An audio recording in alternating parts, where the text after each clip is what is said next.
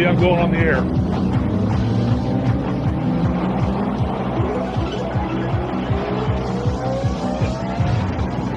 You can get a couple out before they. Yep.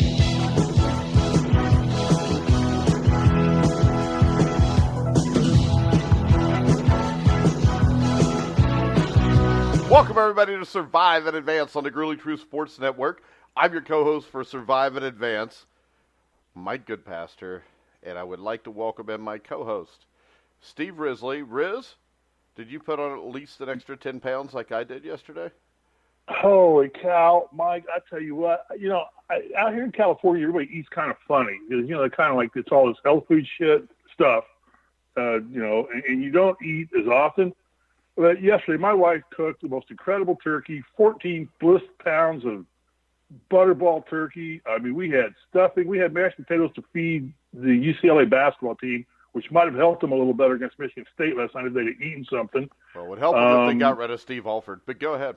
Okay, well, I'm not going to go there because today is Steve Alford's birthday. So we're going to be nice to Steve Alford today. Happy birthday, Steve. Go ahead. Of all days, I already tweeted with Steve this morning or texted with him. He wasn't very happy because I made some jokes and he didn't fire back. So he's a little disappointed. And they face North Carolina today. Out of the frying pan and into the fire. There you go. But anyway, so we had a full feast. The Hawaiian bread, the Hawaiian rolls. You just sitting there. I got 2 words for Thanksgiving: food coma. Well, how about this? Food coma. Because I didn't even buy a turkey till the day before Thanksgiving. And yeah. I figured, hey, my wife's got to work, so we're just going to have turkey. And then we bought 2 pumpkin pies and a s'mores pie because I don't want to eat damn sides. I mean, vegetables just take up space in your stomach for the turkey and the pie.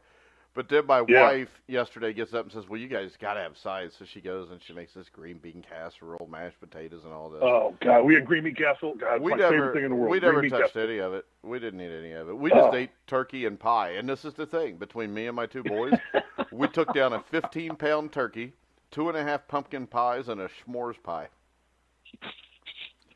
And then where it gets worse. My wife makes this homemade pumpkin crunch that is to die for. I couldn't even touch it last night. I'm having that for breakfast when we get off the show today. I'm going to have a big old bowl of Cool Whip and pumpkin crunch, and that is going to be my breakfast because I wouldn't have enjoyed it last night. Well, I got a question for you. Do you have a table big enough in your trailer to be able to put all that food on a table? Yeah.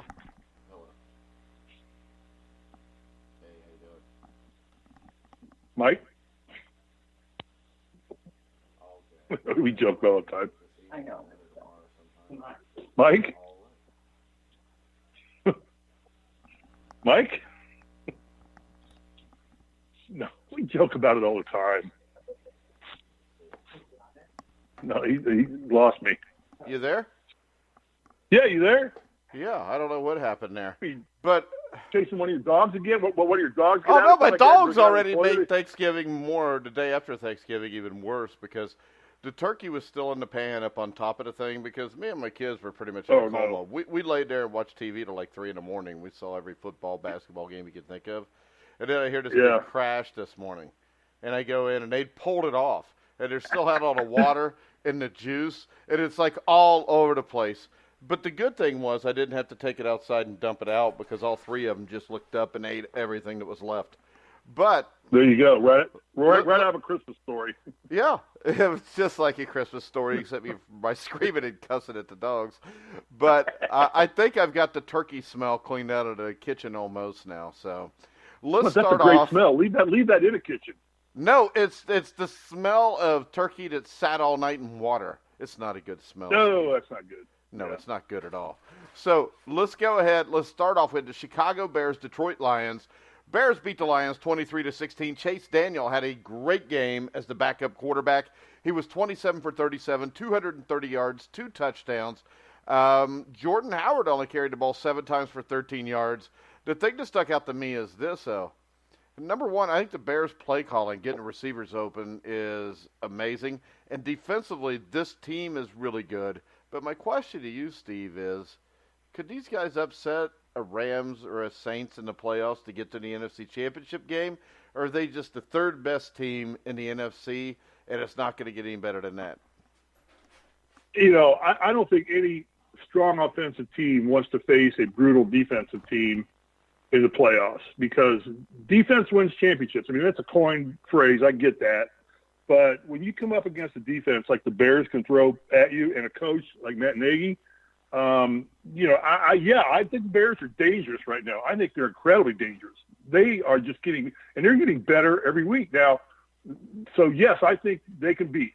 The Bears, what I've read this morning to prepare for the show was they're starting to be looked at like they could be a Super Bowl contender if they keep growing at the pace they're going. That's far-fetched because I'm not sure anybody's going to touch New Orleans. But, you know, New Orleans is a highly powered offensive team. And I don't know. You know, I mean, the Bears are just getting stronger and stronger and stronger. I think they've got a great young coach, probably the coach of the year. The question I have for you is, did their backup quarterback, have that great of a day, or is Trubisky just not that good? Because there was no big difference between Trubisky and the kid. When you look at it, there is a difference. The difference is this. Okay. Trubisky is the leading rusher in the NFL also, which gives you, as a quarterback. Right. And that gives you an added dimension. I think Trubisky is better than Chase Daniel. And I'm making it light of that, yeah. I know, but Chase Daniel is a quality backup quarterback. I liked him when he was in college. He backed up Drew Brees, which means he probably learned a lot the few years he was in New Orleans as the backup there. I just, when I look at this team, I don't see how they're going to have enough offense in the end to beat the Rams or the Saints. Because I'll tell you what, we'll get to the Saints in a bit, but the Saints' defense was what stuck out to me. And when I look at this, to beat the Saints, you're going to have to score in the high 20s at least. No matter how good your defense is, you're going to have to score in the high 20s. I don't know if they can do that. When they play the Rams, I would give them a shot to maybe upset the Rams. I could see a Bears-Saints NFC Championship game. I mean, they're probably not going to get the bye. It looks like the Rams and the so they're going to play, but they're going to have a home game first game. So they're probably, you know, going to win. They're probably going to win their division. They probably are in as good a position as any team in the standings to win their division. I mean, along with the Rams and the I mean, the NFC is getting pretty well set. Well, I think the Rams and Saints have pretty much clinched everything in their division. You get the mess in the NFC East, which we'll get to in a minute. But, the Bears are in good shape. The thing about the Bears is this. They get the Rams, and when they get the Rams, it'll be in Chicago. Maybe you get some bad weather. So my thought here is this. If you get a Bears win over the Rams, the Bears' other games are at the Giants. They host the Packers. They go to the 49ers. They go to the Vikings. The Vikings game will be tough. But they could possibly win out here. And if they if they win out, that means they're only a game behind the Rams, I believe. And one Rams loss, and the Bears all of a sudden are the number 2 seed. Now, that's assuming the Rams win out. Yeah. Well, if the Rams win out, the Rams are going to get it either way. But the Rams have to go to the Lions. They should win that. They host the Eagles. They should win that. They host the Niners. They go to the Cardinals. So chances are they're winning out. But if the Bears chances are there too, yeah. Yeah, if the Bears get that one win, then they got a chance because just one slip up. And we've seen the NFL this year. You never know when a team you think that has no chance is all of a sudden going to win a game. I mean, we watched the Bills go to Minnesota and blow out the Vikings. And the other thing is this, a Bears win over the Rams then puts pressure on the Rams the rest of the year to try to keep that number 2 seed. Right. No, the Bears are becoming, the darlings. I mean, they're doing well. I mean, I like the Bears. It's a good win for them. And I would. They're going to be a factor. They're going to be a factor in the playoffs, no matter what. They're going to be a huge factor. Nobody's going to want to play that team, especially if you got to go to Chicago and play them. Well, and if Soldier Field is nasty. There was somebody on this show at the start of the season that said they could see the Bears making a run to win the NFC North. I don't remember. Yeah, I think that was you. That was you, Mike. I'm charismatic and charming. You're a genius. Okay, charismatic and charming. I'll tell you what. That's pushing it as much as it is calling me a genius. But next up, the NFC East now has a tie atop the division between the Dallas Cowboys and the Washington Redskins. The Redskins had to play backup quarterback Colt McCoy, who. The numbers look good until you get the last number on the stat sheet. He was 24 for 38, 2 touchdowns, but 3 picks. The Cowboys' Free pick, defense held Adrian Peterson to 35 yards on 12 carries.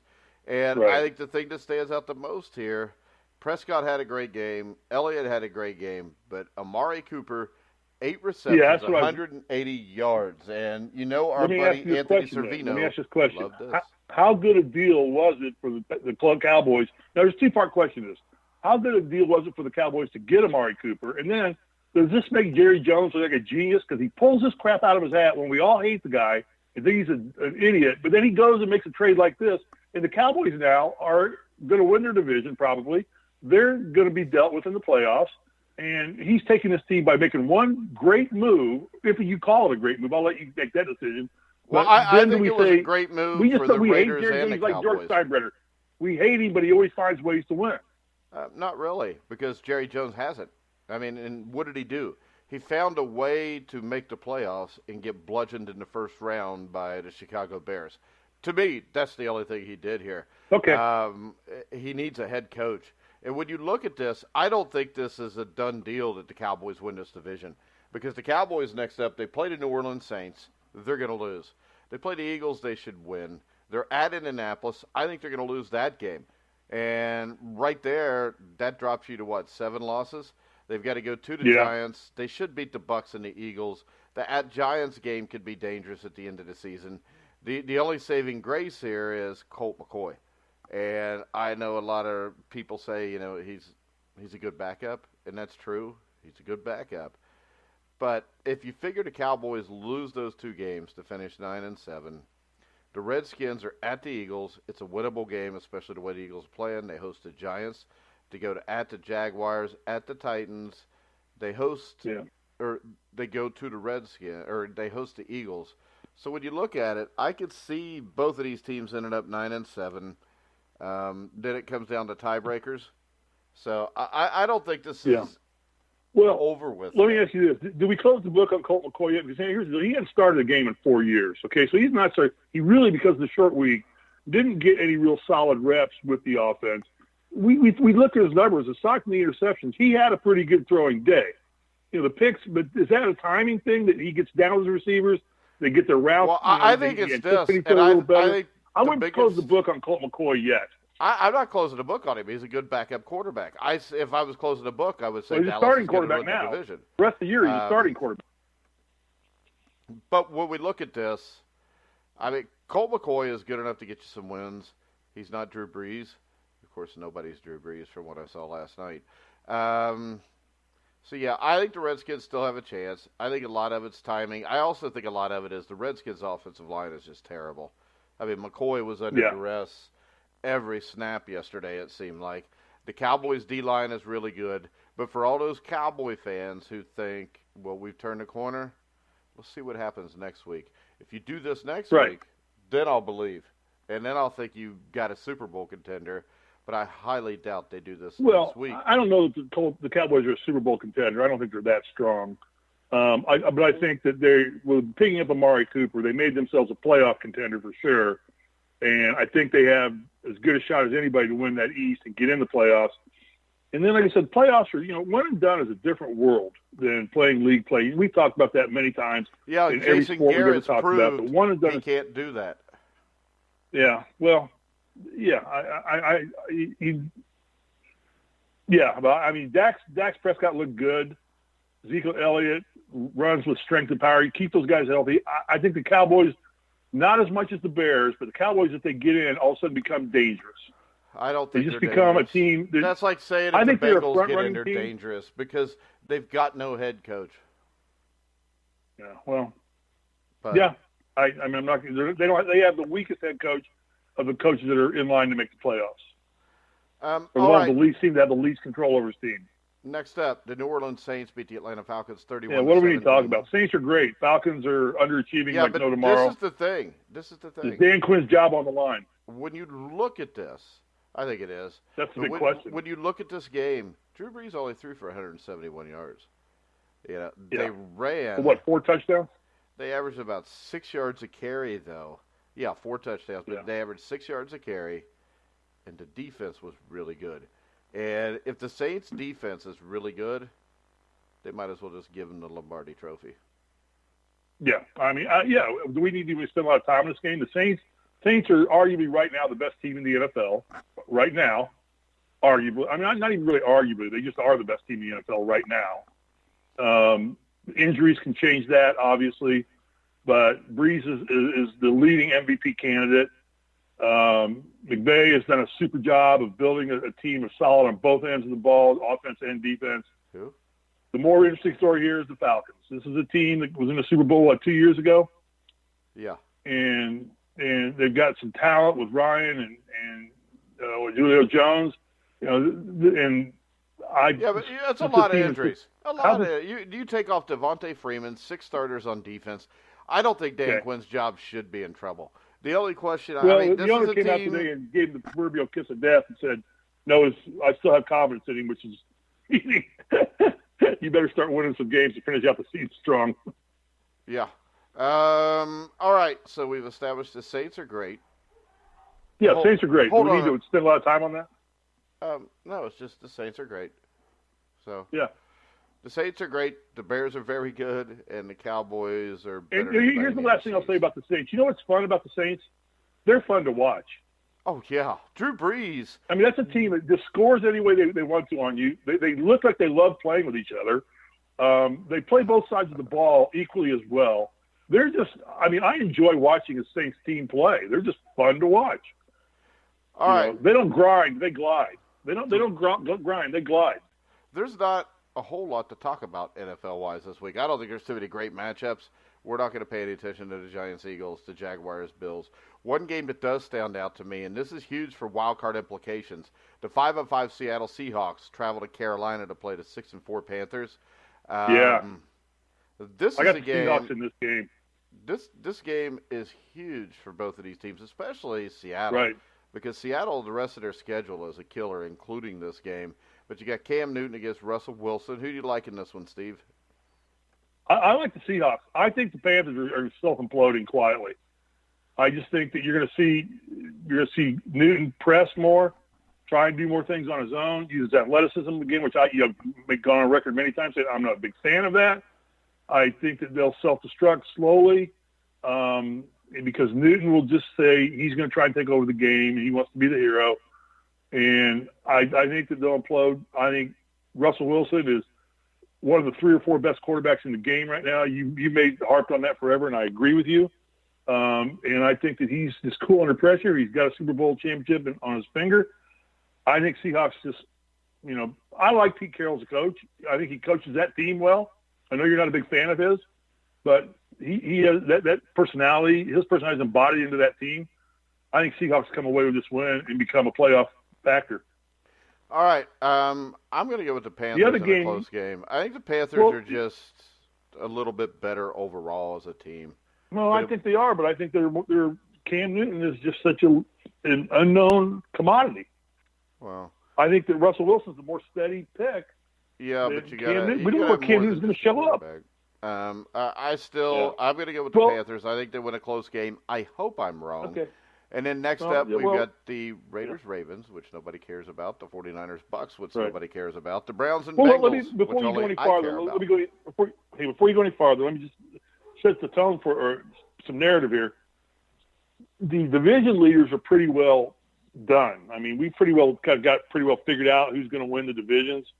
What's becoming real interesting is the wild card playoff berth. That's where all the interesting fun's going to be. We were going to talk about those games until you interrupted me, but all right. Right. These are the games to talk about now. The 5-5 teams and play each other now, like the Dolphins Colts. I'm sure we'll talk a little bit about that. That's a big playoff implication game. Steelers Broncos is a big playoff implication game. So address those. Well, we're going to, but I'd have to be allowed to get to them. First off, we're going to start off with the Battle of Ohio. Wow. As the 5-5 Cincinnati Bengals will play the Cleveland Browns. Just a must-game win for the Bengals because they're going to have to win at least 4 games the rest of this way. And with 2 games against the Browns, they need to take care of the business here. The Browns with a win still cling to an outside shot at the playoffs.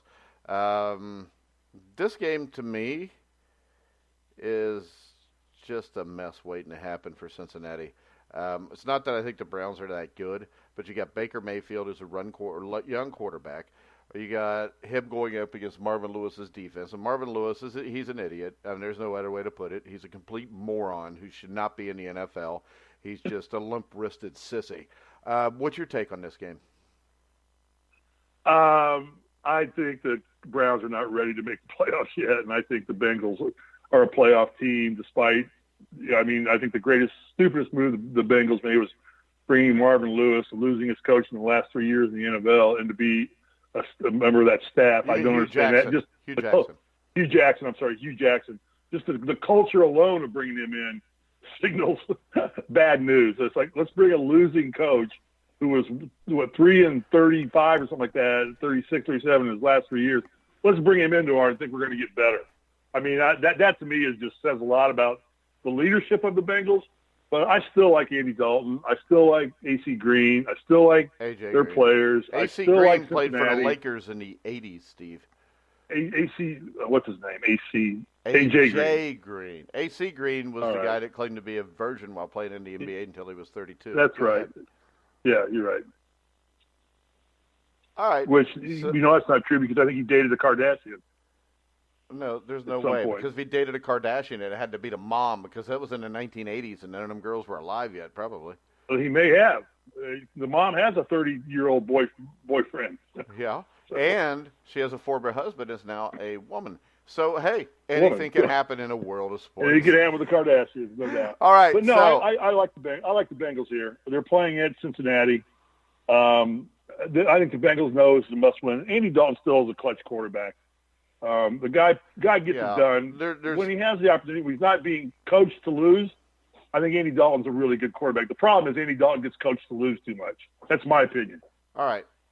They don't play to win. I agree. I think the Browns beat the Bengals here. Okay. I think Baker Mayfield's going to have a huge team. game. I do stick by my team. I can't help it if I'm going to be honest about something. When you suck, I will tell you suck. When you don't suck, I'll tell you don't suck. They suck. Yeah. All right, next up, Patriots-Jets. That's a beatdown waiting to happen. Cardinals Chargers. That's a beatdown waiting to happen. Well, let's go back to that game real quick. Let's be real interesting here. What are we going to go back Patriots to? The Patriots and Jets? No, this real thing, one comment about the Patriots and Jets. They're kind of being real quiet right now. They're like flying under the radar screen now because they're just – you're not hearing much about the Patriots. And, they're doing fine. They're developing. Belichick, I'm sure, is putting a strategy together, watching everybody else. But there's not a lot of noise about the Patriots right now. It's all about everybody else. It's about the Chiefs, about the Rams, about the Saints, about the Bears. But there's not a lot of noise going on about the Patriots. Watch that team. Belichick's a master at playoff football. I mean, don't count that team out in any way, shape, or form of being in the Super Bowl again. All right. I don't think anybody does. That's all I wanted to say. I think everybody's just waiting. Next up, you've got the Broncos-Steelers. Big game. I don't know if it's a big game, but I think it's a good matchup. I think it'll be a close game. I like Denver. Roethlisberger's playing too good right now. I like Denver in the upset. Do you? Okay. Yeah. Just for the hell of it. They're pulling away. It doesn't really matter anymore. All right, let's go to a game that matters a little bit at least. The Miami Dolphins at the Indianapolis Colts. And the reason I say a little bit is this. For both teams. I don't think the Miami Dolphins are any good. I think they're the worst 5-5 team in NFL history. I don't think they have a chance to win this game, and I think the Colts run away with it. Yeah, Colts are a little bit of a juggernaut right now. No, they're not. They're not a little bit of a juggernaut. They're just not, Steve. Stop. Just stop. They're a juggernaut. They've won 4 games in a row. Wow. Who'd they beat? And they've won 4. It's a little bit of a juggernaut. They've won 4 games in a row. No, it's not. Do you know the definition of juggernaut? Means an epic journey for a short period of time. No. But the Jaguars lost by 3 to the Colts. They did blow the Titans out. They beat the Raiders in a close game. They beat the Bills. They lost to the Jets. And they got blown out by the Patriots. So if you look at this, they've won 4 games in a row against the Bills, the Raiders, the Jaguars, 3 of the worst teams in football, and they beat. And then they're averaging 30 points a game. And they got 2 potential candidates for offensive rookie of the year, defensive rookie of the year. Luck is probably going to be comeback player of the year. Frank Wright, is the mastermind behind the offense. You see what he's leaving. Maybe how valuable he was. Look at the Eagles now. Look at the Eagles then when he was their OC, and now look at the Colts and how the Colts all turned into a high-powered. So you don't think maybe the Eagles' problems have something to do with all their running backs getting hurt? I don't think his play calling would have been as good if he'd had no running game. And I hate to tell you this. My thing is this. A juggernaut, by definition, in the Webster's Dictionary, which I'm looking at right now, is a huge, powerful, and overwhelming force. That is not the Colts. Has been the last 4 games. No, it hasn't. The Colts are an average football team that beat a bunch of other average football teams. Don't read too much into this. Go ahead. Don't read too much. Look, early in the year, I was telling the Colts to lose everything and go ahead and get into the draft. And I was telling you they would make a playoff run once again. The big overwhelming factor that we've seen in this show is usually I'm right, you're wrong. Okay. Well, I'm like you, I'm going to believe in my team. I'm not going to pick the Browns to beat the Bengals. I'm not going to pick the Dolphins to beat the Colts. And I'm going to tell you the Colts right now, if they keep playing out, they can win out. And until they go to Houston. They could. Well, yeah, that's a big one. But if they get to 9-7, they're in the playoffs. Yeah. Most likely in the AFC. Maybe they could. Yeah, but and they're 5-5. I think they go 10-6. They're still not a juggernaut because a juggernaut could win a playoff game. That's my definition of a juggernaut. All right, your definition of a juggernaut is whatever you want it to be. I went to IU. All right, I didn't go to that great whimsical Ivy League of the Midwest, Indiana State for 6 months. And it is. I mean, I went to IU for 4 years. Yeah, because I remember at Indiana State, a lot of times, when I walked down those hallowed halls, I could just feel the intelligence. You could also smell. Yeah, right down Larry Bird Boulevard, right? You could also smell a paper mill, which was pretty gross. But yeah. Yeah, God, you know what? You know what? This is the funny thing. When you were in college there, if you hooked up with a girl, somebody asked you where you were, you'd look at them and you would smile and say, I went right down Larry Bird Boulevard. Oh, I've always told everybody, Terre Haute is the best town in Indiana to be from. Terre Haute is the best city in Indiana to be from. I'll tell you what, if I could own a trailer anywhere, it would be Terre Haute. It's just a beautiful place. Oh, it is. Right on the banks of the Wabash. All right, next up, Sunday Night Football. We've got a huge matchup in the NFC North, which has tremendous wild card implications on it because it looks like ain't none of them catching the Bears. We've got Mike McCarthy and his imaginary great coaching tour against the Minnesota Vikings. And I think this is the game here where the Packers season is pretty much ended. Well, I think the bigger matchup here, I think it's not the Vikings versus the Packers, but it's Aaron Rodgers versus his brother. If you're watching the newscast, his family's ripping on him left and right for donating $1 million to the relief fund. His own brother's calling him out on it. Yeah. So I think that's a greater matchup than what this game's going to be. Vikings are going to win this game. Packers are done. I think it'll be a close game because I don't think either team's that good right now.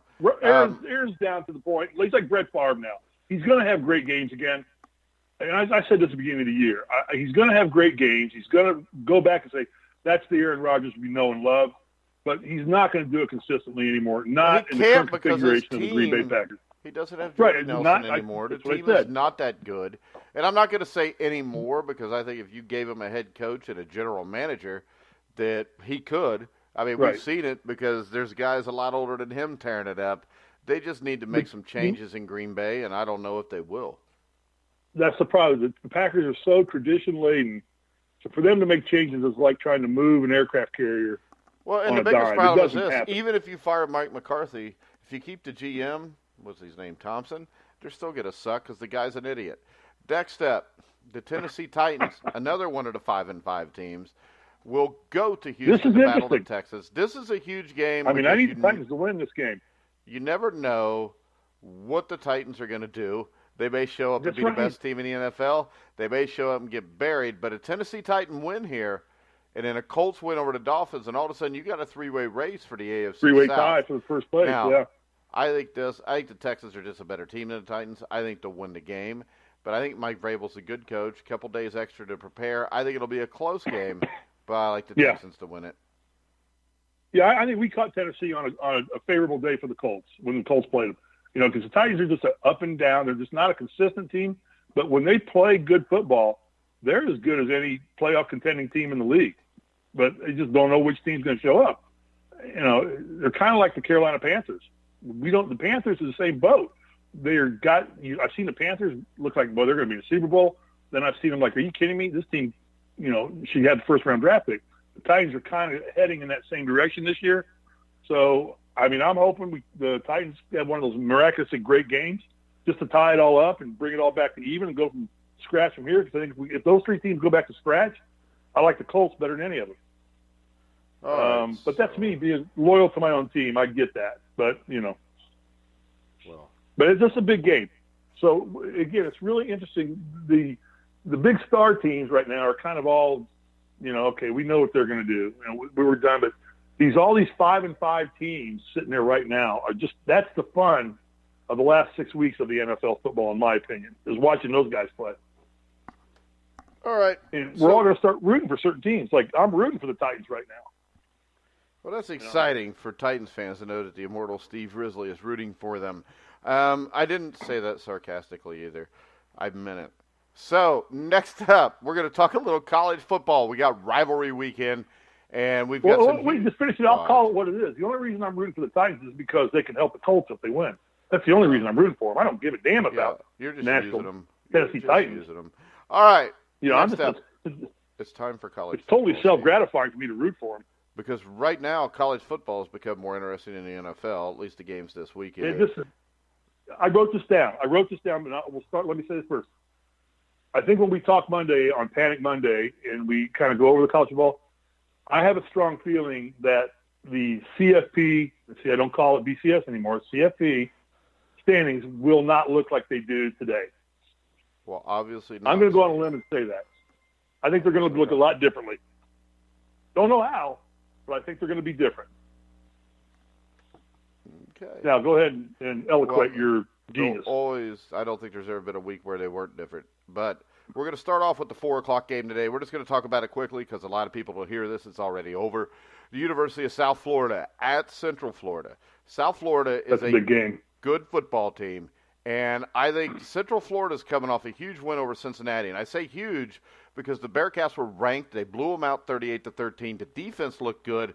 I think if UCF wants to get in the conversation here, they need to come out and they need to run away from you at USF and beat them like 42-20. I think if they do that, I think then you're starting to legitimize that maybe the defense isn't that bad, and maybe UCF, with a little bit of help, can get in this.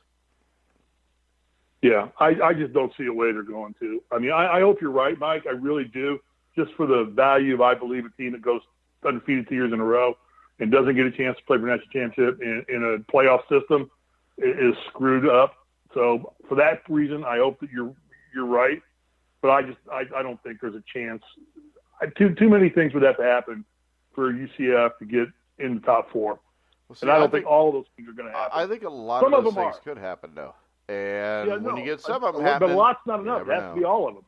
It doesn't have to be. It has to be all of them. They need a couple teams to lose and other things to be not as impressive. They need more than a couple teams to lose. Now tonight, too many teams in front of them. Now tonight in Morgantown, Oklahoma plays West Virginia with their season on the line. Win and they go to the Big 12 title game with their playoff hopes still intact. If the Sooners lose, they may get to play the New Year's Six game, but the season will be considered a massive disappointment. For West Virginia, they still have a shot at a Big 12 crown, but no longer can compete for a CFP spot because they lost a tight game to Oklahoma State last Saturday. This game's at West Virginia. I think West Virginia's a good team with Will Grier. I also think this. When you look at Oklahoma's backfield, they're going into this game. They only have one true healthy scholarship running back on their roster. That's Kennedy Brooks. Both T.J. Pledger and Trey Sermon are questionable with injuries. Kyler Murray is a very good quarterback. But I think with the lack of a run game here, I think West Virginia pulls the upset. Yeah, I really don't know that it'd be an upset. I mean, I don't know. I mean, it is going to be ranking-wise. Well, with 13 beat 6, it's an upset. And it's an upset on paper, but I don't, rankings are just somebody's opinion. I don't know that it's an upset. I mean, those are pretty two evenly matched football teams from what I've seen. I've seen them each play maybe once or twice, and I didn't see a lot of difference in the quality of play of both teams. So it's going to be a fun game to watch. It's going to be a fun game to watch. All right.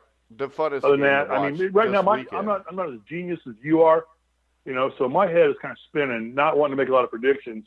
I just kind of want to go into this weekend and watch all the games, and then I'll get vociferous next Monday and Tuesday when we go over the Panic Monday and we go over College Tuesday.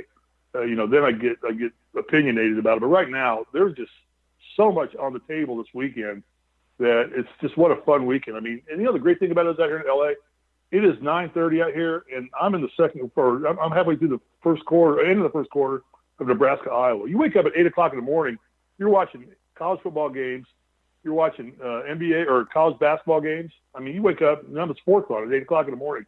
You guys have to sit through the Today Show and all that crap. I don't. I just don't get up that early. Next up, we have a possible snow game tonight, which gets me really interested because I'll watch, midgets play shirts and skins basketball in the snow. You've got Washington State's air raid offense. You got Washington's death row defense. Washington State's ranked number 8. Washington's ranked number 16. And I think the same thing as I just said about UCF. If they want to have a shot here, Washington State needs to come out and not just win this game. They need to win it convincingly. If they win it convincingly, right, Steve, they come out and beat them 30-10. I think then you do find them starting to join the conversation about teams deserve to be looked at for those Final Four spots. Yeah, no, yeah. But there's too many. They're the same boat as UCF. Things have to happen in front of them, and I don't see Alabama losing. I don't see Clemson losing, and I don't see Notre Dame losing. And there's one spot. There's 7 teams fighting for legitimately what I think is one spot. Now, Notre Dame can screw up, but I don't think they're going to. Clemson can screw up, but I don't think they're going to. Alabama, but those are low probability things that are going to happen. So really, you're talking about one legitimately available spot in the playoff. I don't know if we're talking about one legitimate spot because, there's Michigan. Yeah, Michigan's in the most danger. They're in the most danger because they have the toughest road to go through. Yeah, because you've got this game against Ohio State, which we're going to talk about now. Then you got to go play Northwestern. Hey, Indianapolis on the away field. Michigan is traveling to Ohio State. Michigan has lost 6 straight games against Ohio State and 14 of the last 15 meetings. So everybody sits here and they watch these teams and they say, well, Michigan's the better team. The thing to me is this, though. When you go in to play this game and you're Michigan and everything rides on this, Jim Harbaugh, everything rides on this. What happens if Ohio State has a ton of offense with Dwayne Haskins, got a great running back. What happens if all of a sudden you come out and that great Michigan defense gives up a big play early? Will Michigan panic? Yeah. I think this is going to be a close game no matter what. Ohio State's a very talented team. They've only lost 1 game. Defensively, they look rough. And how many times, if ever, has Ohio State been a 4.5-point underdog at home? Yeah, and I think for Ohio State, this is a redemption game for them. I mean, getting passed by UCF, I'm sure, is eating their ego to no tomorrow. The whole mess they went through in the beginning of the season. I think that Ohio State looks at this game as a salvation for their season. I don't think they're in the hunt for the BC or the CFP anymore. Really, I think UCF has a better chance than OSU does. These damn acronyms. But I think it's a redemption game for Ohio State, and I think that crowd's going to be frenzied. And you're right. Harbaugh tends to not deal with adversity as well as some other coaches do. He tends to get emotional into the game and tends to start thinking with his heart more than his brain. He's a good front-running coach. I think when Michigan's out in front, he's a mastermind. But when things bad start happening to him, he tends to get really emotional. And I don't think you want to do that against Ohio State at Ohio Stadium. So it's going to be a great game. Sadly, it's on the exact same time as the IU Purdue game, the old Wilson Bucket game. So I'll be flipping channels at 9 o'clock in the morning. That'll be I'll hard be flipping to pick. channels at 9 o'clock in the morning tomorrow morning.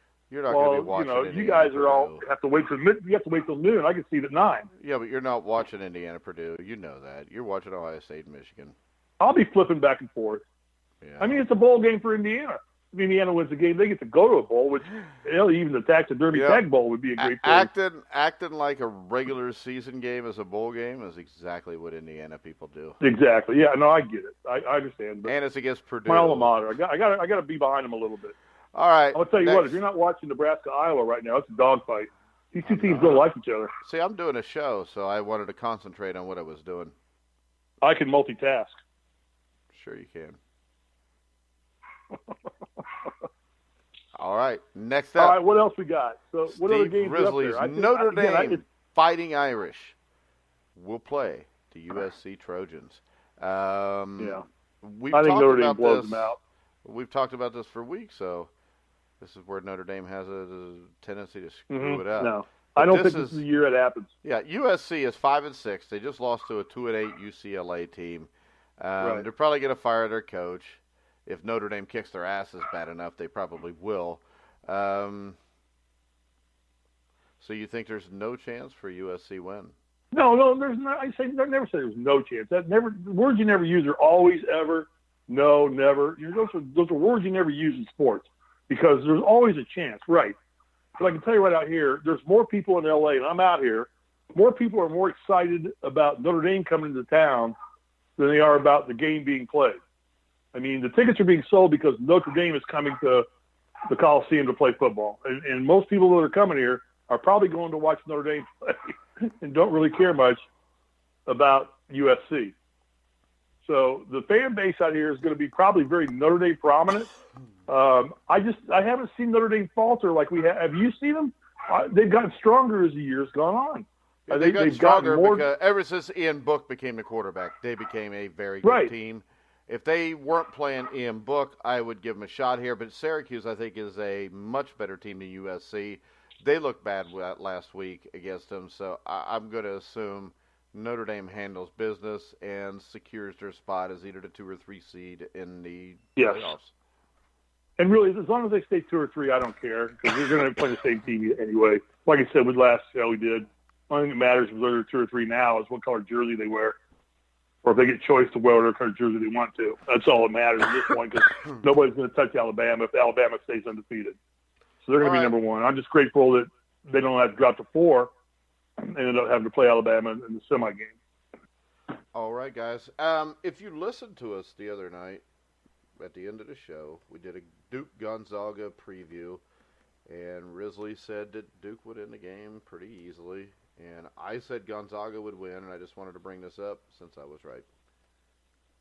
I said you're the genius. I mean, how many times I got to say it, Mike? I mean, there's no way you could say it enough, Steve. All right. I mean, I'm the charming, witty guy, and you're the genius.